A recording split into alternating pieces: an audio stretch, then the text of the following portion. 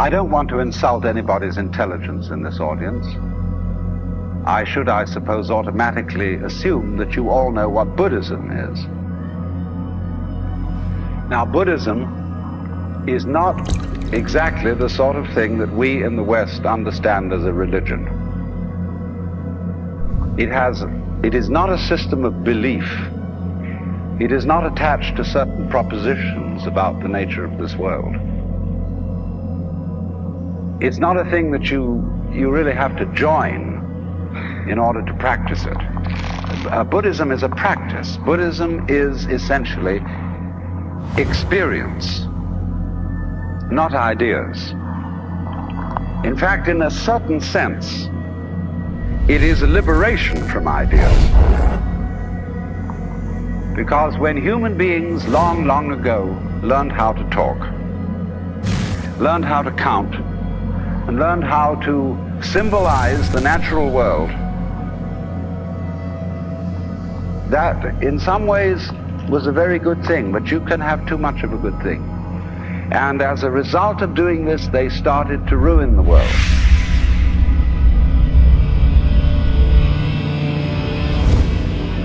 Because they confused the words with reality.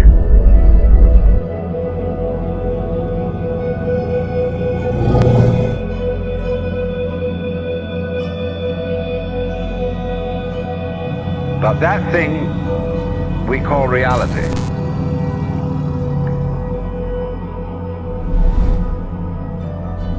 is what we need to get back into touch with, as distinct from enormous systems of abstractions and words and symbols. Because in pursuing the whole realm of words and symbols, we are destroying our planet.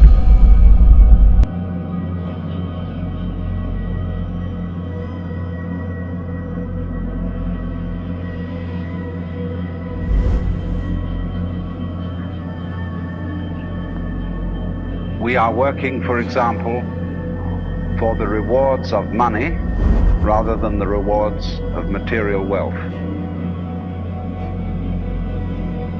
We are working about absurd conflicts between allegedly black people and allegedly white people, neither of whom exist, except as ideas. And it is completely essential to the continuation of human life on this earth, and not only human life, but butterflies, coons, deer, fish, whales, and all sentient beings, that we come to our senses, and that may involve going out of our minds. And so,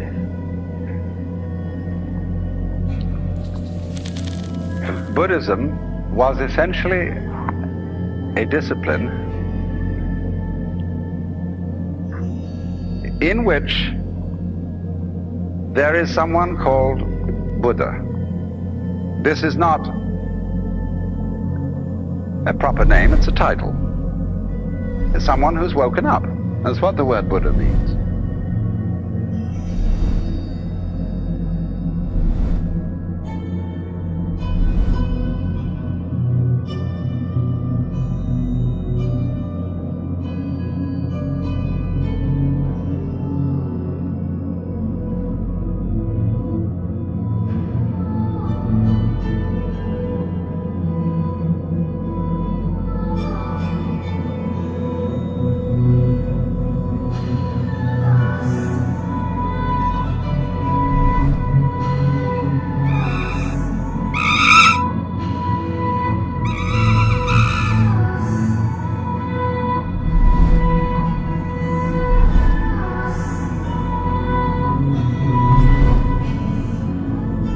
See, what happens is this: the Buddha himself, Gautama Siddhartha, the historic Buddha, felt he had a life problem. He felt that we suffer, we ache, we get diseases, and finally we die. And isn't that weird? You know, what an apparent mistake of the universe to have us all in that sort of situation, where it seems that some sort of hope of happiness is dangled in front of us to keep us working, to keep us producing food and raising babies. Only in the end it all falls apart, and it's just horrible. And this bugged the Gautama Siddhartha. And he was absolutely determined that he would find out the answer to the problem, which he proceeded to do. Only he found out that the problem was that he asked the wrong questions. That the problem existed because he was hypnotizing himself.